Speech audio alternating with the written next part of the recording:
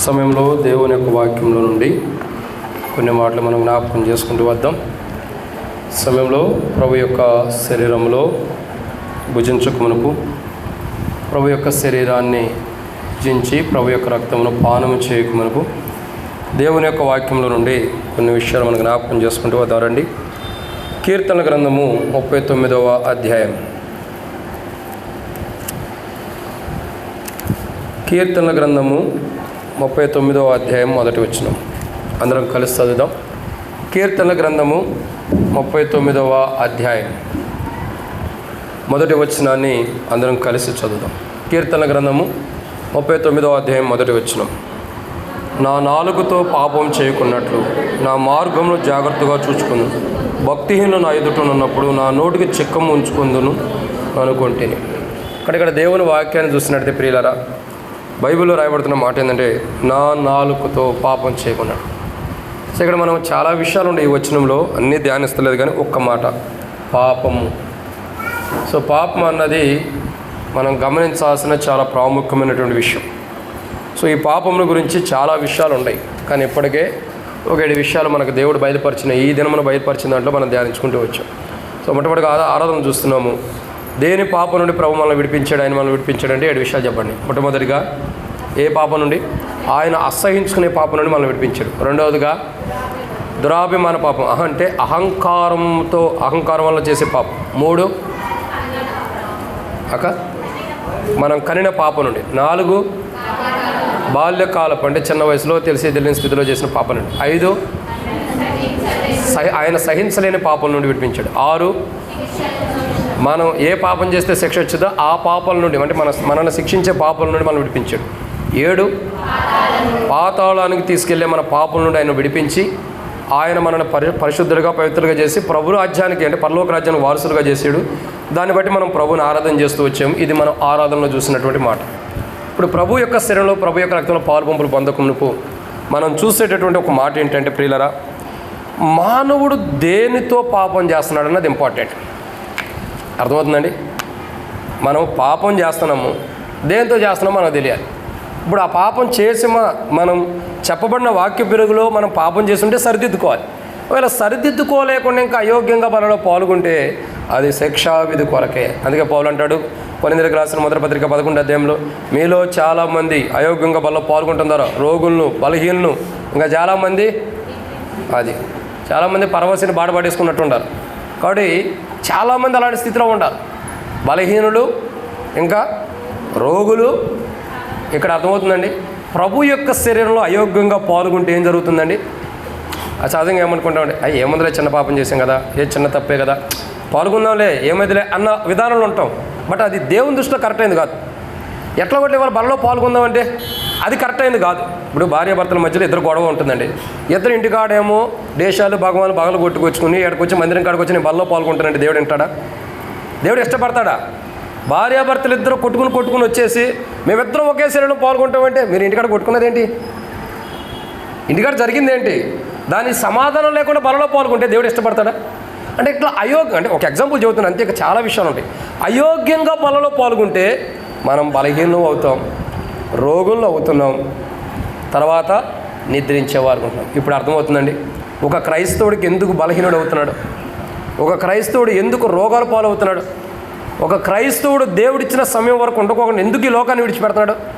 కారణం అయోగ్యంగా బలలో పాల్గొంటాం. అది శిక్షావిధి కొరకే తప్పగా ఆశీర్వాదకరమైనది కదా. అంటే 2 కోణాలు ఉంటాయి. ఒకటి, మనం అయోగ్యంగా బలలో పాల్గొన్న దానికి బలహీనలు అవ్వచ్చు, రోగులుగా అవుతున్నాం. ఒక్కొక్కసారి దేవుని పరీక్షను బట్టి కూడా అవ్వచ్చు, అది వేరు. ఒక్కొక్కసారి సాతానుడు తీసుకొచ్చే విషయాన్ని బట్టి కూడా ఉంటుంది. అంటే అన్నీ ఒకటో కోణంలో ఒకే కేటగిరీలో ఉండవు. A, B, C, D ఇట్లా కేటగిరీలు ఎలా ఉంటాయి, దానికి కూడా ఉంటాయి, కొన్ని కోణాలు ఉంటాయి. అన్నీ ఒకటే రీతిలో మనం చుట్టేసి పెట్టకూడదు.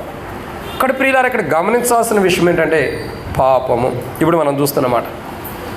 సో మానవుడు దేనితో పాపం చేస్తున్నాడు అన్నది ఇంపార్టెంట్. సో దేనితో పాపం చేస్తున్నాడు అన్నది మనకు కొన్ని విషయాలు బైబిల్లో ఉన్నాయి. వాటిని మనం ధ్యానించుకున్నప్పుడు ప్రభు నడిపి కొరకే చిన్న ప్రార్థన. మమ్మల్ని మిక్కిలికి ఎక్కువగా ప్రేమించిన ప్రియ పరలోకపు తండ్రి, పరిశుద్ధుడు అయిన దేవా, మీకు స్తోత్రాలు. మీరు ఇచ్చిన కృపకై మీకు వందనాలు తండ్రి. ఈ సమయంలో ప్రభా కొన్ని మాటలు వాక్యం ధ్యానించబోతున్న సహాయం చేయండి. దాసుడు కన్నా యజమానుడి వైపు చూస్తున్నట్లు, దాసుడు కన్నా యజమానురాలి వైపు చూస్తున్నట్లు మా కొనని మీ వైపు వీక్షిస్తున్న మీరే సహాయం గురించి మహిమ పొందండి.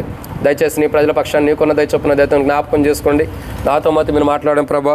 ఇక్కడ కూర్చున్న నీ ప్రజలకు ఏ వాక్యం ధ్యానించాలో, ఏ మాటలు బయలుపరచాలో మీరు పరలోకం నుండి అనుగురించి మహిమ పొందండి ప్రభా. నేనైతే ఇక్కడ వాక్యం అందిస్తానికి యోగ్యుని కాదు. ఇక్కడ నీ ప్రజలకు వాక్యం ధ్యానిస్తానికి ఏమాత్రం నాకు యోగ్యత లేదు. నిష్ప్రయోజకమైన దాసుని, ఎన్నిక లేని వాడిని ప్రభా. నేను వట్టివాడిని మట్టివాడిని అని ఒప్పుకుంటున్నా. నన్ను నేను ఖాళీ చేసుకుంటానుగా నిష్ప్రయోజకమైన దాసుని అని ఒప్పుకుంటూ నీ పరిశుద్ధాత్మ ద్వారా అభిషేకించండి. పరిశుద్ధాత్మ ద్వారా నింపండి. తెరవబడిన ఆకాశం మాకు అనుగ్రహించి ఆకాశం ఇప్పి పడజానంత విస్తారమైన నీ పరిశుద్ధాత్మ ద్వారా మమ్మల్ని అభిషేకించి మహిమ పొందమని తండ్రి. నీ ప్రజల పక్షాన్ని నీకున్న దయచొప్పున దయతో జ్ఞాపకం చేసుకోండి తండ్రి. నీ ప్రజలకు అవసరమైన మాటలు పరలోకం నుండి అనుగ్రహించి మహిమ పొందండి. మాకు కాదు యెహోవా, మాకు కాదు, నీ కృపాసత్యం బట్టి నీ నామానికి మహిమ కలుగును గాక. మరొక మరి నీ ప్రజల పక్షాన్ని నీకున్న దయచొప్పున దయతో జ్ఞాపకం చేసుకోండి. రక్షించబడిన మేము, మారుమోసు పొందిన మేము, బాప్తిస్మం తీసుకున్న మేము, ఏ ఒక్కరూ అయోగ్యంగా బలలో పాల్గొని దేవుని తీర్పు తెచ్చుకుని బలహీనలు రోగులను నిద్రించే అనుభవం తెచ్చుకోకుండా మొదటే మీరు సరి చేస్తున్నప్పుడే సరి చేసుకోవడానికి సాయం చేయమని, అయోగ్యంగా ఎవరు బలలో పాల్గొనుకోకుండా వాక్య వెలుగులో సరిదిద్దుకోవడానికి సాయం చేయమని. దేవా, మానవుడు దేని ద్వారా పాపం చేస్తున్నాడు, అవి మేము కూడా అట్లా పాపం చేస్తుంటే సరిదిద్దుకోవడానికి సాయం చేయమని యేసు ప్రభు నామములో ప్రార్థిస్తున్నాను తండ్రి, ఆమేన్. కాబట్టి ప్రియులారా, అక్కడ దేవుని వాక్యాన్ని చూసినట్టయితే కొన్ని విషయాలు బైబిల్ రాయబడుతూ వచ్చినాయి. ఏమని రాయబడుతూ వచ్చిందంటే, దేవుని వాక్యాన్ని చూస్తున్నాం, మానవుడు చేస్తున్న పాపం. సో మానవుడు దేనితో పాపం చేస్తున్నాడు అంటే, దేని పాపం నుండి మనల్ని విడిపించాడో ఆరాధనలో చూస్తున్నాం.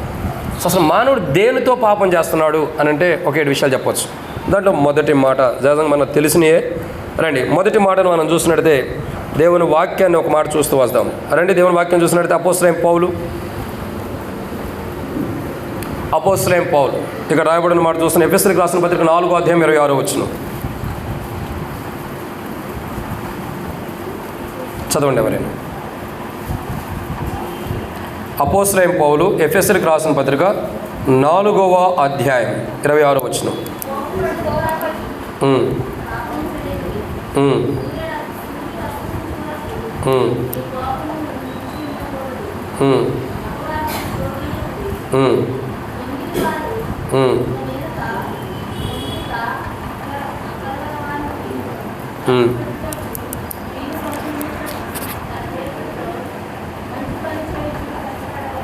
చాలు. కాబట్టి ఇక్కడ మనం జ్ఞాపకం చేసుకోవాల్సిన విషయం ఏంటంటే, మొదటిగా మానవుడు దేనితో పాపం చేస్తున్నాడంటే మొట్టమొదటికి ఇక్కడ రాయబడుతూ వచ్చింది. ఏమైనా రాయబడుతూ వచ్చిందండి? కోపపడుడు కానీ, అంటే కోపం ద్వారా కూడా మానవుడు పాపం చేయగలుగుతాడు. చేస్తాడా లేదా? చేస్తాడు. మీరు చేయలేదంటే నేను చేస్తారని చెబుతాను. ఎందుకంటే కోపం ద్వారా కూడా మానవుడు అందుకే అంటాడు ఇక్కడ, కోపపడుడు కానీ పాపం చేయొద్దు. మీ కోపం ఎలా ఉండాలా? సూర్యుడు అస్తమించే లోపలే అది ముగిసిపోవాలి. అట్లా కాదని కోపంతోనే మీరు ఉంటే మనం బలలో పాల్గొనడానికి యోగ్యం కాదు. ఇక్కడ మీకు నాకు అర్థమవలసిన విషయం ఏంటంటే ప్రియులారా, మన కోపం అంటే ఒకరి మీద ఒకరు కోపం ఉండని, కుటుంబంలో కోపాలు ఉన్నాయి, భార్యాభర్తల మీదైనా, పిల్లల మీదైనా, ఇరుగు పొరుగు వారి మీదైనా, రక్త సంబంధికుల మీదైనా, ఎవరి మీద మన కోపం ఉండా ఆ కోపం ఎప్పుడు ముగింపు అవ్వాలా? సూర్యుడు అస్తమించే లోపలే కోపం ముగించుకోవాలి. అట్లా కాకుండా మన కోపం మనలోనే పెట్టుకుంటే అది పాపం చేయడానికి దారితీస్తుంది. అట్లాగా బైబిల్లో ఒక వ్యక్తి పాపం చేశాడు. ఆ కోపము లోపల పెట్టుకుని పాపం చేసినవాడు ఒక వ్యక్తి ఉన్నాడు. ఎవరా వ్యక్తి? ఎవరండి? మొదట్లోనే ఉన్నారు. మోషే కాదక్క. మోషే పాపం చేశాడా? కాదు. ఇంకా కయ్యూను. సరే, కయ్యూను జీవితం చూడండి. హేబేలు అర్పణ దేవుడు అంగీకరించాడు. కయ్యూను అర్పణ దేవుడు అంగీకరించలే. ఇంకోటి తరుణం ఇస్తారు కదా, భూమి మీద మీ ఇద్దరు తప్ప ఇంకెవరున్నారు? ఒకసారి నిన్ను, ఒకసారి ఆయన అంగీకరించవచ్చు. కానీ ఈయన ఏం చేశాడు? నా తమ్ముడు అర్పణ అంగీకరించాడు కానీ నా అర్పణ అంగీకరించరా. వాడిని చంపేతే ఇంక నా దగ్గర నేనే దిక్కు ఇంకెవడున్నాడు? ఒకసారి మనం అనుకుంటాం దేవుడికి నేను తప్పితే ఇంకెవడు దిక్కులేడు, నేనే దిక్కు అనుకుంటావు. నువ్వు కాకపోతే ఇంకోటి పుట్టేస్తాడు దేవుడు. పుట్టేలా ఇంకొక అతన్ని ఎనోషన్ పుట్టేలా ప్రార్థన ఆరంభించబడలా. నీవు నేనే దిక్కు ఉండదు, నీవు నేనే దిక్కు ఇంక నేను తప్పితే ఇంకోటి లేడు. ఒకసారి మనం అనుకుంటాం ఈ పని నేనే చేయాలి, ఇంకెవరు చేయడానికి వీల్లేదు. నేను తప్పితే ఇంకోటి చేయడానికి లేదు, ఎందుకంటే నేనే చేయాలి, ఇంకెవరు చేయలేరంటావు. పొరపాటు. నెహెమ్యా కర్నూలు దైవ సేవకుడు సేవ చేస్తూ ట్రైనింగ్లో హెబ్రోన్లో ఉన్నప్పుడు నెహెమ్యా ట్రైనింగ్ అంకులే చెప్పాడు, 2012లో చెప్పాడు. కుటుంబ ప్రార్థన తీసుకునేవాడు హెబ్రోన్లో డైలీ మార్నింగ్. అప్పుడు చెప్పాడు అంకులు ట్రైనింగ్లో ఉన్నప్పుడు ట్రైనింగ్లో ఉన్నప్పుడు ఏం జరిగిందంటే, ఒకరోజు చేపలు వేయడానికి అంకులతో పాటు ఇంకొక వ్యక్తి బాధ్యత అప్పచెప్పారు. ఇప్పుడు చేపలు వేసేవాళ్ళు ఉంటారు కాబట్టి ఇప్పుడు హెబ్రోన్లు అంటే జనరల్ డ్యూటీలు వేస్తున్నారు, జనరల్ డ్యూటీ వాళ్ళు. కానీ అప్పుడు ఏంటంటే కొంతమంది బాధ్యత అప్పచెప్పారు. సో వాళ్ళు చేపలు వేయాలి. చేపలు వేసిన బాధ్యత ఉన్నప్పుడు నెహెమ్యాకు వచ్చి కూర్చున్నాడంటే హెబ్రోన్లో. కానీ ఇంకొక అతను రావట్లా. దేనికి? చేపలు వేయడానికి. ఇంకొక అతను ఇద్దరు రావట్లా. రాకపోయేసరికి ఈయన కూడా అనుకున్నాడు, వాడికే లేని బాధ నాకు కూడా ఎందుకు, నేను కూడా వెళ్ళి రూమ్లో కూర్చుంటానని కూర్చున్నాడంట. ఎప్పుడు మందిరానికి తాగుపోతే అతను వచ్చేవాడంట, మందిరానికి అందరిని తిట్టేవాడంట. ఆయన వచ్చి అరే మందిరం టైం అయిపోయింది చేపలు వేయలేదని చెప్పి ఆయన చేపలు వేస్తున్నాడంట తాగుపోతాడు. చేపలు వేస్తే ఇక కూడికి టయానికి మరి ఏదో ఒకటి ఎట్టగొట్ల వేద్దామని అని చెప్పి నెహెమ్యాకు బయటకు వచ్చేసరికి చేపలు వేసేసి ఉండేయంట. ఎవరేసారు అంటే తాగుపోతాడు వేసాడు. నువ్వు నేనే దిక్కు కాదు, ఆయన దరిద్రుల పెంట కుప్ప మీద నుంచి లేవనెత్తుకొచ్చి వాడుకుంటున్నాడు. ధనవంతుడు కాదు, ధనవంతుడు తీసుకెళ్ళి ఎక్కడ కూర్చోబెట్టాడు, నువ్వు కూర్చో అని చెప్పి నరకంలో గాలి వేతట్టు చేశాడు. ఆయనకు ఒకడని దిక్కు ఉండదు, ఏ కొడలైనా లేవనెత్తుకోగలడు. ఇక్కడ గమనించాల్సిన కూడా ఏంటంటే కయ్యూనన్నాడు, నేను తప్ప ఇంకోడు లేడు, నా తమ్ముడిని చంపేస్తే నేనే దిక్కు అనుకున్నాడు. నువ్వేనా? ఎనోషు పుట్టాడు. అసలు నీ దగ్గర ఉన్నది వేరు. కయ్యూను దగ్గర ఆరాధన అంగీకరించబడింది, హేబెల్ దగ్గర ఆరాధన అంగీకరించబడుతుంది. ఇక్కడికి వచ్చేసరికి ప్రార్థన ఆరంభించబడింది. మధ్యలో కయ్యూను ఏమయ్యాడు? హేబెలు ఆరాధన, ఎనోషు ఏమో ప్రార్థన. కయ్యూను క్షమించాడు, ఎనోషు ప్రార్థన. మధ్యలో కయ్యూను పరిస్థితి ఏంటండి? అటు ఇటు కాకుండా అయిపోయినాడు. అదే జీవిత చరిత్ర అంటే. కోపం ప్రాముఖ్యత. కోపగించుకున్నాడు కానీ పాపం చేయకూడదని ఎందుకన్నాడు? ఒక వ్యక్తి బైబిల్లో కోపంతో పాపం చేశాడు, సొంత తమ్ముడే చంపేశాడు, సొంత తమ్ముడు మరణానికి కారణమయ్యాడు. తండ్రి వచ్చి అడుగుతున్నాడు, అయ్యా నీ తమ్ముడేడే, నీ తమ్ముడు ఎక్కడ ఉన్నాడు అంటే, నేను నా తమ్ముడు కావాలన్నాను, నువ్వు నన్ను కావలుగా పెట్టావా? ఎస్, ఆయన నిజంగా నిన్ను కావలుగా పెట్టాడు కాబట్టి నేను అడిగింది. నీ తోటి విశ్వాసికి నువ్వు కాపలా, నీ తోటి సహవాసి దేవుని బిడ్డకు నువ్వు కాపలా, బలలో పాల్గొనే దేవుని బిడ్డకి కుమార్తెకి నువ్వు కాపలాగా ఉండవు. ఖచ్చితంగా నువ్వు కాపలానే. వాడు నీతో మాట్లాడుతున్నాడా లేదా? అతను నాతో మాట్లాడు, అయినా నువ్వు కాపలా ఉండవు. ఆమె నీతో మాట్లాడుతూ అయినా నువ్వు కాపలా ఉండవు. రేపటి దినాన దేవుడు లెక్క అడిగేది నిన్ను నన్నే. ఎవరిని అడగడు? ఎవరిని అడిగాడు లెక్క? ఆదాముని అడిగాడా? అవ్వని అడిగాడా? ఎవరిని వచ్చి అడిగాడు? చెప్పండి, ఎవరిని వచ్చి అడిగాడు? కయ్యూన్ని అడిగాడు, నీ తమ్ముడు ఎక్కడా? ఆదాముని అడిగాడు, నీ చిన్న కొడుకు ఎక్కడని? అవ్వని అడిగాడు, అమ్మ నీ కుమారుడు ఎక్కడ, చిన్న కుమారుడు అని? ఎవరిని అడిగాడు? కయ్యూన్ని అడిగాడు. లెక్క అడిగేది మనల్ని, ఇంకెవరిని అడగడు. ఒక గ్లాస్ తీసుకురామ్మ కుటుంబం.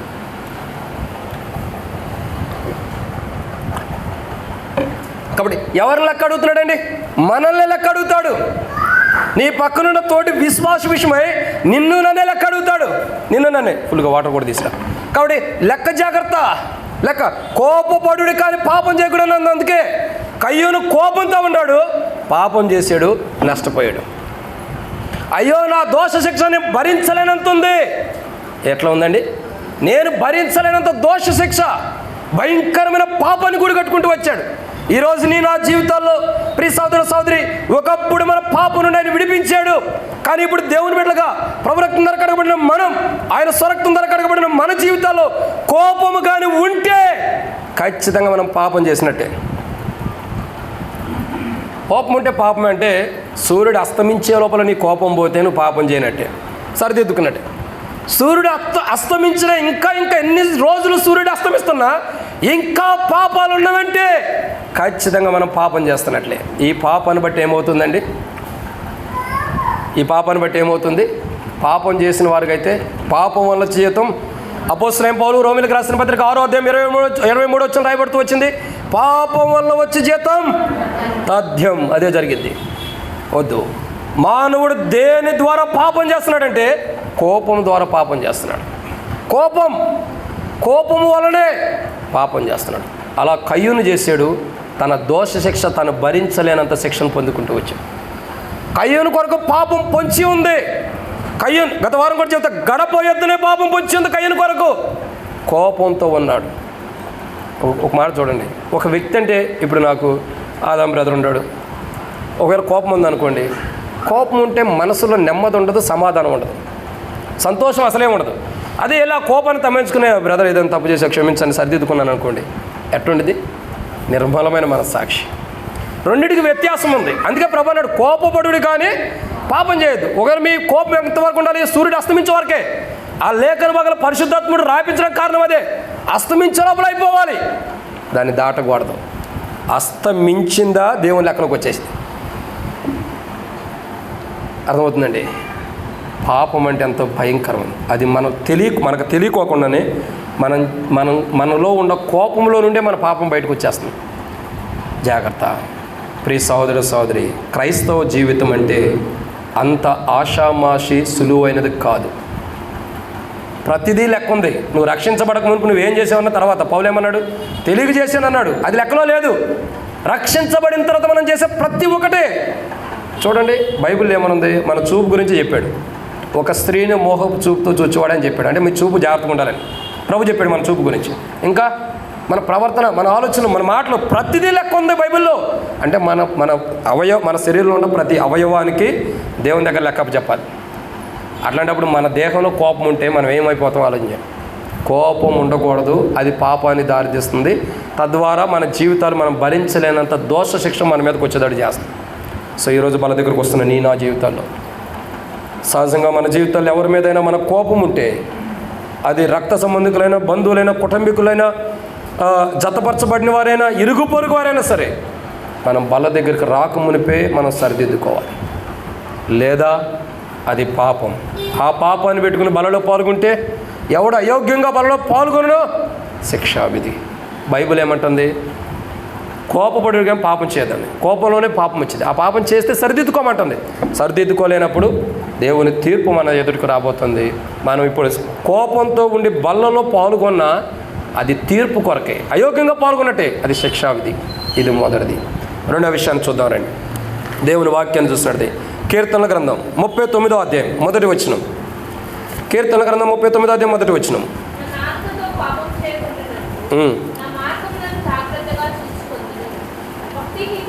చాలు అక్క. భక్తిహీనులు చాలమ్మా. కాబట్టి ఇక్కడ రెండో కోణం చూస్తున్నాం. మానవుడు దేనితో పాపం చేస్తున్నాడు? మొట్టమొదటిగా దేనితో చేస్తున్నాడండి? కోపంతో పాపం చేస్తున్నాడు. తనలో ఉన్న కోపమే తన పాపం చేసేదాడు దారి చేస్తున్నాడు. రెండు, మానవుడు దేనితో పాపం చేస్తున్నాడు అంటే రెండో విషయం, నాలుకతో పాపం చేస్తున్నాడు. దేనితో అండి? నాలుకతో పాపం చేస్తున్నాడు. మనం దానికి యోబు గ్రంథం 2వ అధ్యాయంలో కూడా 10-15 వచనాల్లో కూడా ఒక మాట రాయబడుతూ వచ్చింది. యోబు గురించి చక్కటి మాట ఉంది. ఏమన్నది? యోబు నోటి మాటతోనైనాను పాపం చేయాలి. అంటే అక్కడ అర్థం ఏంటండి? నోటి మాటతో కూడా యోబు పాపం చేయాలి. అంటే నోటితో, నాలుగుతో మానవుడు పాపం చేస్తున్నాడు. మానవుడు పాపం చేసేది నోటితోనూ నాలుగుతో పాపం చేస్తున్నాడు.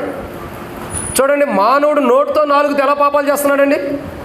నోటితో నాలుగుతో అంటే నరవలేని నాలుగు ఏదైనా మాట్లాడిద్ది. ఆ మాట్లాడి ప్రతి మాట పాపానికి దారి తీస్తుందంటే అది పాపమే. నోటితో పాపం అంటే ఏది పడితే అది మాట్లాడతాం. బూతులు మాట్లాడతాం, అది పాపం కదా. బూతులు మాట్లాడతాం పాపం కదా. అపవిత్రమైన మాటలు మన నోటు రావడం పాపం కదా. బైబిల్ ఏముంది? అపవిత్రమైన దేన్ని కూడా మనం తినకూడదు. తింటే అది పాపంతో కూడిందే, అపవిత్రులుగా చేపట్టట్టే. మరంటే అర్థం ఏంటి? మన నాలుక, మన నోటుతో మనం పాపాలు చేస్తున్నాం. ఈ నాలుగుతోనే దేవుని స్తుతిస్తాం, ఈ నాలుగుతోనే దేవుని కనపరుస్తాం, ఈ నాలుగు ఈ నోటితోనే అబ్బా తండ్రి నువ్వు పరిశుద్ధులు పరిశుద్ధులు అని ఆరాధిస్తాం. ఈ నాలుక ఈ నోటితోనే పాపపు మాటలు కూడా మాట్లాడుతూ వస్తాం. అలాంటప్పుడు దేవుడు ఎలా ఇష్టపడతాడు? చూడండి, ఈ ఒక్క నోటితోనే, ఒక్క నాలుగుతోనే రెండు కోణాల్లో ఉన్నప్పుడు ప్రభు ఇష్టపడ్డాం. అందుకే ఇశ్రాయేలు ప్రజలు బయలుదేవతను ఆరాధించాలా, నిజమైన దేవుణ్ణి ఆరాధించాలి, యెహోవా దేవుడని ఆరాధించాలని రెండు తలంపులు ఉన్నప్పుడు ఏలియా వచ్చి అంటాడు, ఆకాశం నుండి అగ్ని పంపించి బలిపీఠాన్ని దహించి వేసిన దేవుణ్ణి ఆరాధించండి. ఏ దేవుడైతే పంపించగలడో ఆ దేవుణ్ణి ఆరాధించండి. ఆయనే నిజమైన దేవుడు. అవకాశం ఇచ్చాడు బయలుదేవతలకు సంబంధించిన ప్రవక్తలకి. దేహాలు పోచుకున్నారు, రక్తం కారిపోయింది, కానీ ఆకాశం నుండి అగ్ని రాల, బలిపీఠం దహించబడ్డా. ఏలియా పడిపోయిన బలిపీఠాన్ని కట్టి ప్రార్థన చేయగా ఆకాశం నుండి అగ్ని దిగి వచ్చింది. అబ్రహాము దేవా, ఇస్సాకు దేవా, యాకోబు యొక్క దేవా అని ప్రార్థించడంతోనే బలిపీఠం మీదకి దిగి వచ్చింది అగ్ని.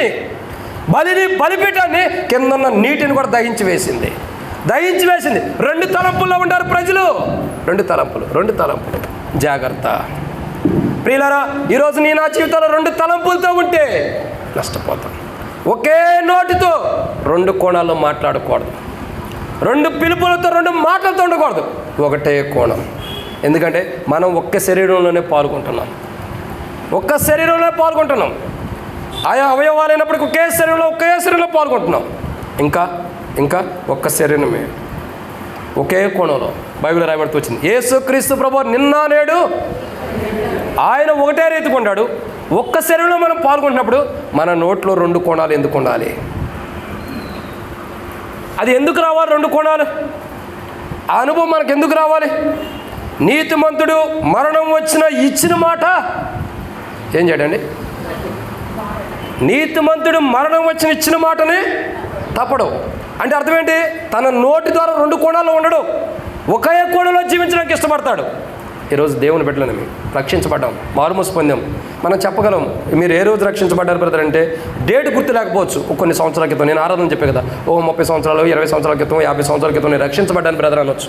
ఓకే, కాదని నేను అట్లా, దాని గురించి అసలు ఏ డౌట్ లేదు. అది 100% నువ్వు రక్షించబడ్డావు.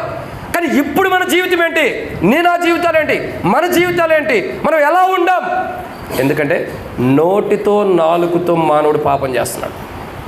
యోబు నోటి మాటతో పాపం చేయాల, కానీ నాలుకతో పాపం చేయకున్నట్లేదు. 39వ కీర్తన మొదటి వచ్చిన రాయబడుతూ వచ్చింది.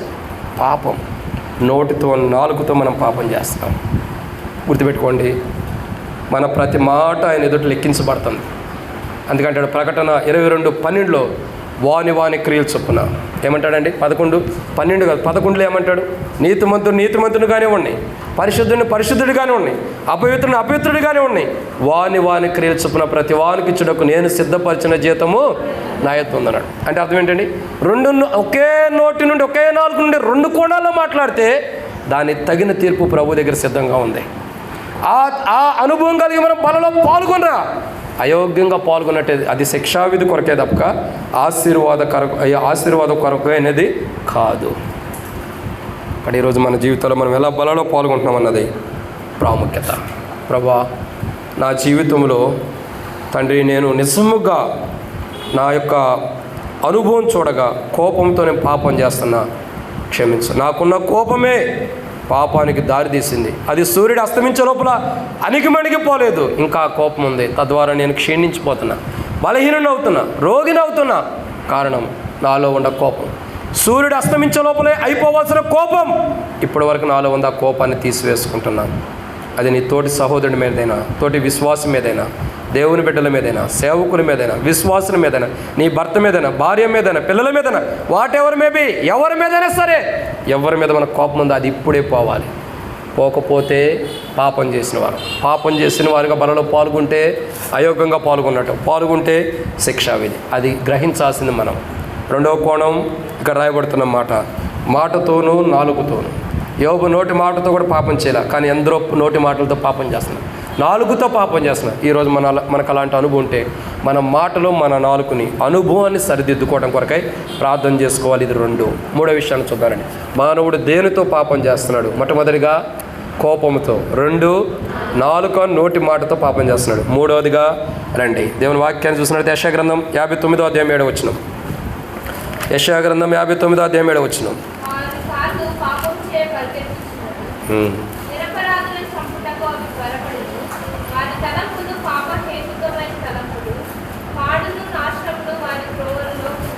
చాలమ్మా. కాబట్టి చూడండి, మానవుడు దేంతో పాపం చేస్తున్నాడు? 2 విషయాలు. మొదటిగా కోపంతో, 2 నోటి మాట, 4తో పాపం చేస్తున్నాడు. 3 మానవుడు దేంతో పాపం చేస్తున్నాడంటే 3వ మాట కాళ్ళతో పాపం చేస్తున్నాడంట. ఏం చేస్తున్నాడండి? మనం అనుకుంటాం అసలు యేసు ప్రభు కాళ్ళకి మేకులు కొట్టారు, చేతులు మేకులు కొట్టారంటే ఎందుకు కొట్టారు? మన కాళ్ళు పాపం చేయడానికి వెళ్తున్నాయి కదా. మన కాళ్ళు చేయరేమన్నా కాబట్టి ఇవ్వండి అన్న, మన కాళ్ళు పాపం చేయడానికి వెళ్తాం బట్టే కదా, మన కాళ్ళు పాపం చేయడానికి బట్టే కదా ఆయన కాళ్ళలో మేకులు కొట్టింది. లేదా ఆయన కాళ్ళు ఎందుకు మేకులు కొట్టేవాడు? మనం హృదయంలో చేసే పాపాలను బట్టి ఆయన హృదయంలో బలిపోటు, మనం చేతులతో చేసే పాపాలను బట్టి ఆయన చేతులకు మొలకిరటం, చేతులకు గాయాలు, మన తలంపులతో చేసిన దాన్ని బట్టి ఆయన తలకు మొలకిరటం. ఇవన్నీ మనం చేసిన వాటిని బట్టి ఆయన భరించాడు తప్ప ఆయన ఏం తప్పు చేశాడు? ఆయన పాపం చేశాడు? పాపరహితుడిగా ఉండవు ఆయన ఏ పాపం చేయలేదు కదా. మరి ఆయనకి ఎందుకు ఈ గాయాలంటే కూడా ఇదే కారణం. కాళ్ళతో పాపం చేస్తున్నారంట. ప్రియులారా, మన కాళ్ళు ఏ పాపం చేయడానికి పరిగెడుతున్నాయి? మనలో ఉండే కోపాన్ని బట్టి పాపం చేస్తున్నాం, మన నోటి నాలుకను బట్టి పాపం చేస్తున్నాం. 3వదిగా మన కాళ్ళతో మనం పాపం చేస్తున్నాం. మన కాళ్ళు ఏ పాపం చేయడానికి పరిగెడుతున్నాయో దాని ద్వారా మనం పాపం చేసేవారికి ఉంటున్నాం. ఈరోజు మన కాళ్ళు ఎట్లా వెళ్తున్నాయి? బైబిల్లో రాయబడుతూ వచ్చింది, పోవుడి పోవుడి, అచ్చం నుండి పోవుడి, అపవిత్రమైన దేనినైనను ముట్టకొడి అని యెషయా గ్రంథంలో రాయబడుతూ వచ్చింది 52వ అధ్యాయంలో. చదవండి ఆ మాట. యెషయా గ్రంథం 52వ అధ్యాయం 11వ వచనం.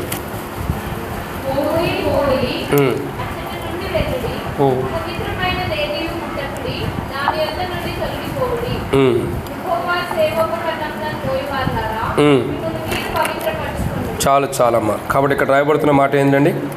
పోడి పోడి, అచ్చడి నుండి పోడి, అపవిత్రమైన దేనినైనాను ముట్టకడి. అంటే మనం వెళ్ళిపోవాలా? ఎక్కడికి వెళ్ళాలా? పరిశుద్ధమైన దాని దగ్గరికి మన కాళ్ళు పరిగెట్టాలి.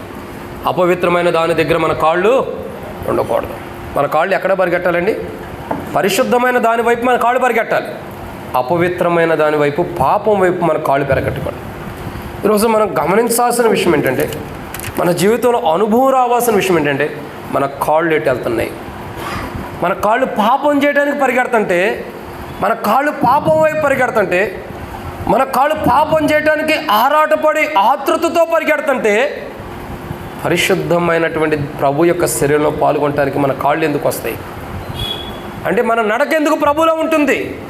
మన నడక పాపం వైపు ఉన్నప్పుడు, మన నడక పాపం వైపు పరిగెడుతున్నప్పుడు, మన కాళ్ళతో పాపం చేయడానికి మన నడక పాపం వైపు పరిగెడుతున్నప్పుడు, మన నడక పరిశుద్ధమైన దాని వైపు ఎందుకు పరిగెట్టింది? ఏదో ఒకటే ఉండాలి. ఉంటే పాపం అని ఉండాలా, లేదా పరిశుద్ధులైన ఉండాలి. ఉంటే దేవుని పెట్టగానే ఉండాలా, లేకపోతే ఎవరు పెట్టుకుంటామండి? ఉంటే దేవుని పెట్టుకుండాలి, లేకపోతే సాతాను పెట్టుగానే ఉండాలి. రెండు కోణాలు ఉంటాయి కదండి. ఉంటే దేవుడు, లేకపోతే సాతాను. ఇంకొక ఆప్షన్ లేదు ఈ భూమి మీద. ఉంటే దేవుడు, లేకపోతే సాతాను. మన కాళ్ళు ఇటువైపు పరిగెడుతున్నాయి. పాపము చేయటానికి మన కాళ్ళు పరిగెడుతుంటే, పాపం వైపు మన కాళ్ళు పరిగెడుతూ ఉంటే, ప్రియ సహోదరుడు సహోదరి, ఖచ్చితంగా మనం దేవుని లెక్కలోకి వస్తాం, అయోగ్యంగా పాల్గొన్నట్లు. పాపం అంటే ఏంటి? మనందరూ తెలిసిన మాటే, ఆజ్ఞాతిక్రమమే అది. అలా పాపం వైపు పరిగెడతాం అంటే ఇదే కదా. దేవునాజ్ఞను అతిక్రమించేదాని వైపు పరిగెడతామే పాపం. ఎన్నిసార్లు దేవునాజ్ఞ అతిక్రమించి పరిగెడుతూ వచ్చాం? దేవునాజ్ఞను కాదని, దేవుడిచ్చిన ఆజ్ఞను విడిచిపెట్టి, దేవునాజ్ఞను వద్దనుకుని, లేదా మన ప్రవర్తన బట్టి, మన మాటను బట్టి, మన ఆలోచన బట్టి, మన వైఖరిని బట్టి దేవునాజ్ఞని విడిచిపెట్టి ఎన్నిసార్లు పరిగెడుతుంటాం? అది పాపం కదా? అది పాపం కాదండి. మన కాళ్ళు పాపం వైపు పరిగెడుతున్నాయి అంటే ఊరకనే పరిగెడుతున్నాయా? ఎలా పరిగెడుతున్నాయి? ఆజ్ఞాతిక్రమే పాపం అన్నప్పుడు పాపం వైపు పరిగెడుతున్నాయి మన పాదాలు. అందుకే బైబిల్లో ఒక వ్యక్తి పాపం వైపు పరిగెట్టిన వాడు ఉన్నాడు. ఎవరు ఆ వ్యక్తి? ఒక వ్యక్తి కాదు, చాలా వ్యక్తులు ఉన్నారు. వారి పాదాలు ప్రభువులో ఉండుకోకుండా పాపం వైపు పరిగెట్టిన వారు. వారిలో ఒక వ్యక్తి ఎవరండి? అక్క బిలామునా? తీసుకొద్దాం, ఆయన కూడా ఉన్నాడు లెక్కలో, మీరు గుర్తు చేశారు కాబట్టి. ఒక వ్యక్తి ఎవరు? సంసోను. ఎవరండి? శాంసన్. ఎవరన్నా ఉన్నారా? అయితే ఓకే, మిమ్మల్ని కాదు. సంసోను. బైబిల్లో ఉండే సంసోన్, ఇక్కడ ఉండే సంసోన్ కాదు. ఎక్కడికి వెళ్ళినాయండి తన పాదాలు? ఎక్కడికి వెళ్ళాల్సిన వాడు ఎక్కడికి వెళ్ళాడు? అసలు సంసోన్ చేయాల్సిన పని ఏంటి మీరు చెప్పండి? సంసోన్ ఏం చేయాలా? దేవుని ప్రజలను కాపాడాలి, అవును కదా? దేవుని ప్రజలను కాపాడాలి, రక్షించాల్సిన వాడు ఎక్కడికి వెళ్ళాడు? ఫిలిప్తీయుల దగ్గరికి వెళ్ళి అక్కడ ఉన్న స్త్రీని మోహించి వాళ్ళతో ఏం చేస్తున్నాడు? ఆమెతో పాపం చేయడానికి ఇష్టపడుతున్నాడు. ఒక అక్క కాదని చెప్పి చెల్లిని పట్టుకుని ఇంకొక ఆమెను పట్టుకుని వేశ్య దగ్గరికి వెళ్ళి ఆమెతో పాపం చేస్తున్నాడు. నీ కాళ్ళు ఎటు పరిగెట్టాలా? ప్రజల్ని రక్షించడే వైపు పరిగెట్టాలి, ప్రజలను కాపాడే వైపు పరిగెట్టాలి. అందుకేగా ప్రజలను కాపాడే వైపు పరిగెట్టినప్పుడు నక్కలను కూడా కట్టేయగలిగాడు, ఇంకా గాడిదలను చంపగలిగాడు, ఇదేనైనా చంపగలిగాడు. ఎందుకు? ప్రజలను రక్షించే కోణంలో తన పాదాలు పరిగెట్టినప్పుడు. ఇప్పుడు చూడగా పాపం వైపు వెళ్ళిపోతున్నప్పుడు ఏమైందండి? తన పాదాలే ఎడకెళ్తున్నాయి తిరిగిట్లా. పట్టుకున్నారు. వీడు కళ్ళు కనపడితే వీడు ఏదైనా చేస్తాడని కళ్ళు బిగ్గేశారు, తిరగలక కట్టేసి తిప్పుతున్నారు. చివరికి తీసుకెళ్ళి ఏం చేశారండి? ఆ గుడికి ఉన్న స్తంభం దగ్గర కూర్చోబెట్టి ఆయన చంపడం ప్రయత్నించారు. ఎందుకీ మరణం? ఎందుకీ దారుణం? నువ్వెవరివి? Who are you? నీవెవరివి? దేవుని కుమారుడు, కుమార్తె. నీకు అసలు పాపం వైపు పరిగెట్టాలన్న, కాళ్ళు పరిగెట్టాలన్న ఆలోచన ఎందుకు వచ్చింది? దేవుడు ఎప్పుడైనా పాపం వైపు పరిగెట్టాడా? యేసు ప్రభు వారి గురించే చూద్దాం. మనం దేవుని ముఖాముఖిగా చూడాలి. యేసు ప్రభు వారి గురించి బాగా తెలుసు మనకి. దైవికమైన క్రమంలో ప్రభుని చూసిన కోణంలో మనం ఉన్నాం. ఆయన చరిత్ర, ఆయన జీవిత చరిత్ర చూస్తే ఎక్కడైనా పాపం చేశాడా? ఆయన కాళ్ళు పాపం వైపు పరిగెట్టినాయా? లేదు. పాపంలో ఉండవాడిని రక్షించడానికి ఆయన కాళ్ళు పరిగెట్టినాయి, కానీ పాపం వైపు ఆయన కాళ్ళు పరిగెట్టలా. పాపంలో జీవిస్తున్న వాడిని పాపం నుండి విడిపించడానికి ఆయన కాళ్ళు పరిగెట్టినాయి తప్పక పాపం చేయడానికి ఎక్కడ పరిగెట్టలే ఆయన కాళ్ళు. చరిత్ర చెబుతుంది, బైబిల్ చెబుతుంది, హిస్టరీ చెబుతుంది. ఆయన పాపం చేయలే, పాపరహితుడు, పాపమే లేనటువంటి వాడు. అందుకే సవాలు తన్నాడు, నాలో పాపం ఉందని ఎవడు స్థాపించగలడు? ఎంతోమంది యేసు ప్రభు మీద నేరం వేయటానికి ఎంతోమంది ప్రయత్నిస్తున్నారు. ఏ నేరం సెట్ అవ్వాలి. ఆ రోజు ఇద్దరు దొంగలు వచ్చి ఆయన మీద నేరం మోపాలనుకున్నారు, అది అవ్వాలి. ఈ రోజులో కొంతమంది యూట్యూబ్లో ఆయన పెళ్ళి అయిపోయింది, పిల్లలు ఉండాలంట. ఎవడు చెప్పాడు ఇవన్నీ పిచ్చి కహానీలు? ఆయన పెళ్ళైతే ఆయన పాపరహితుడికి ఎలా ఉంటాడు? ఆయన వివాహమైన పిల్లలు పుడితే ఆయన పరిశుద్ధుడికి ఎలా ఉంటాడు? పిచ్చి పిచ్చి అన్నీ కూడా యూట్యూబ్లో పెట్టి జనాలు బుర్రబోగొట్టే వాళ్ళు ఉంటారు. ఆ పిల్లకేసుకున్నప్పుడు ఎందుకు పనికిరాని అన్నీ పెడతా ఉంటారు యూట్యూబ్లో. పాపరహితుడైన, పాపమే లేనివాడు సవాలు విసిరాడు లోకానికి. నాలో పాపం ఉందని చూపించండి చాలా అన్నారు. ఎవడు చూపించగలుగుతాడు? ఒక అతను జెర్మీ అన్నని దైవ సేవకుడు, ఇప్పుడు విజయవాడలో సేవ చేస్తున్నాడు.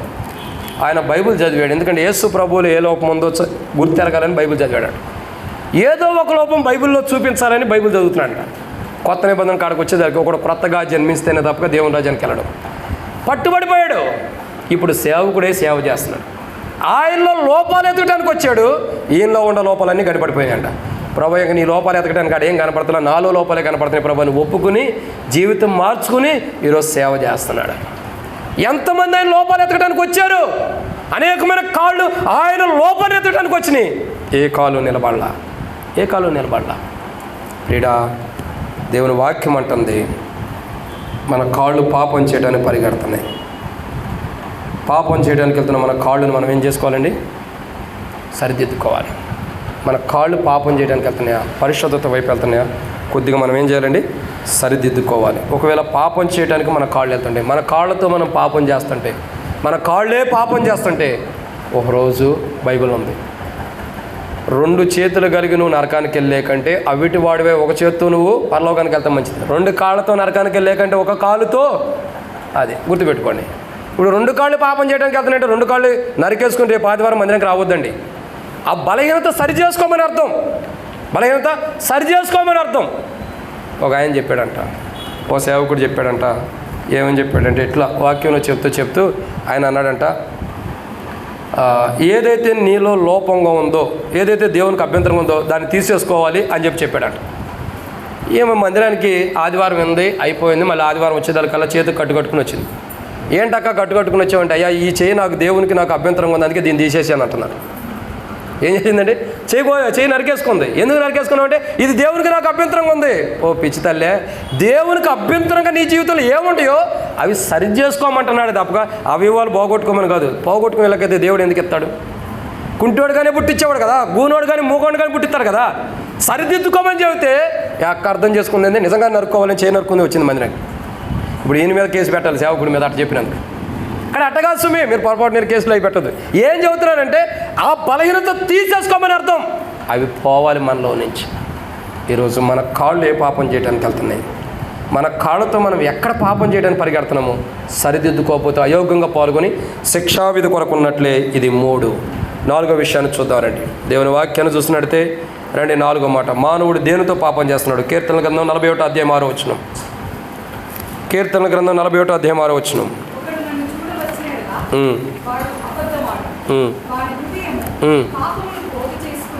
చాలు అక్క. మానవుడు దేనితో పాపం చేస్తున్నాడు?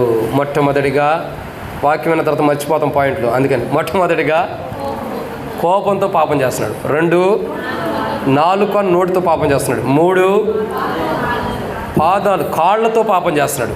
4 మానవుడు దేనితో పాపం చేస్తున్నాడంటే హృదయముతో. దేనితో చేస్తున్నాడండి? హృదయం. అసలు హృదయం అన్నది ఎక్కడ ఉంటుంది చెప్పండి? హృదయం అనేది పోనీ ఎలా ఉంటుందో చెప్పండి ఎవరైనా. హృదయం అనేది ఎలా ఉంటుంది? ఈరోజు ఒక విషయం చెబుతా, దాన్ని మీరు నమ్మరో కానీ నమ్మాలి. నమ్మాల్సిందే. ఏంటి హృదయం అంటే? ఏంటంటే హార్ట్ సింబల్ చూపిస్తాను చూసారా, అదే హృదయం అనుకుంటాం. అది హార్ట్. హృదయం అంటే ఏంటి? అంతరంగం ఉండేది, అది కనబడిద్దా? ఆ కనబడేదా హృదయం అంటే? మనం ఏం చేస్తారంటే హృదయం అంటే హార్ట్ చూపిస్తాం. హార్ట్ కాదండి, గుండె వేరు, హృదయం వేరు. గుండెకి హృదయానికి సంబంధమే లేదు. గుండెకి రక్తం ప్రవహిస్తేనే ఆ గుండె కొట్టుకుంటూ ఉంటుంది. రక్తం ప్రవహించకపోతే గుండె ఆగిపోయింది. గుండెకి హృదయానికి వేరు, గుండెకి హృదయానికి వేరు. ఫరో తన హృదయాన్ని కఠినం చేసుకున్నాడంటే గుండె కఠినం చేసుకోవాలా? లోపల కఠినం చేసుకున్నాడు. హృదయం వేరు, గుండె వేరు. మనం గుండెని చూపించి ఇదే హృదయం అంటాం, పొరపాటు. రెండింటికి వ్యత్యాసం. హృదయానికి ఒక మాట చెప్పాలంటే రూపమే లేదు. హృదయానికి ఏం లేదంటే ఒక మాట చెప్పాలంటే రూపమే లేదు. గుండెకు రూపం ఉంది, హార్ట్ సింబల్ చూపిస్తాం. కానీ హృదయానికి ఏ రూపం ఉందండి? ఏం లేదు. ఇంకా చెప్పాలంటే మన రూపమే అనుకోవాలి. కానీ ఆ హృదయం, మానవుడు హృదయముతో పాపం చేస్తున్నాడు. తన హృదయముతోనే పాపం చేస్తూ వస్తున్నాడు. అందుకే ఇర్మియా గ్రంథం ఎన్నో అధ్యాయం అండి అది? ఇర్మియా గ్రంథము చదవండి. ఎన్నో అధ్యాయం? 17:9.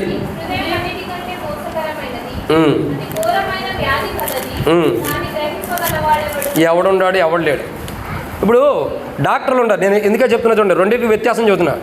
అంటే నేను డాక్టర్ని కాదు, మామూలు చెబుతున్నా. డాక్టర్లు ఉంటారు, గుండెకు సంబంధించి దాన్ని స్కాన్ చేసి ఏదైనా ప్రాబ్లం వస్తే యాంజియోగ్రామ్ చేసి చెప్తారు, పలానా చోట స్టెంట్ వేయాలండి పలానా.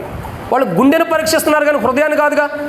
ఎవరే స్కాన్ చేసినా, ఎవరే యాంజియోగ్రాములు చేసినా గుండె వరకే, హృదయానికి కాదు. హృదయానికి ఎవరైనా స్టెంట్ వేస్తాడా?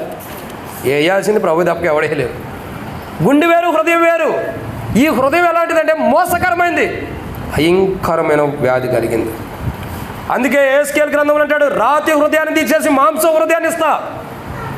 ఈరోజు మన హృదయం ఎలా ఉంది? వాక్యం విని విని విని విని కఠినమైపోయి సరి చేసుకోలేనంత రాతి హృదయంగా మారిపోయిందా? ఎన్నో సంవత్సరాల నుంచి బలవర్తమానాలు వింటున్నాం, విని విని కఠినమైపోయి ఈరోజు చెప్పే వాక్యం పెద్ద లెక్కే ఉందలే, ఊరిని సరి చేసుకుంటే సరిపోయిందిరా అనుకుంటున్నావా? ఈరోజు రాతి హృదయం ఉంది, అది తీసేయాలని ప్రవేశపడుతున్నాడు. ప్రియ సహోదరుడు సహోదరి, ఎన్నో సంవత్సరాల నుంచి మనం వాక్యం విన్నా, విని విని కఠినమైపోయింది మన హృదయం.